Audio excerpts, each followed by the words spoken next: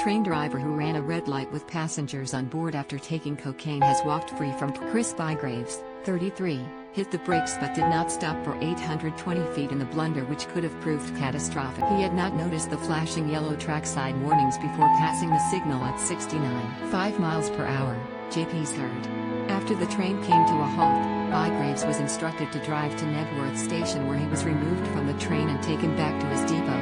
In Welwyn Garden, rail firm bosses called in British transport police officers who questioned him under caution about Thameslink driver Bygraves failed the drugs test after the blunder between Welwyn and Knebworth and halt. He had taken cocaine the previous weekend but did not think it affected his driving. That Bygraves admitted endangering passenger safety and got 4 months jail, suspended, plus 100 hours unpaid work. His decision to quit his job of 5 years, and his remorse, had spared him an immediate jail term, Stevenage JPs said.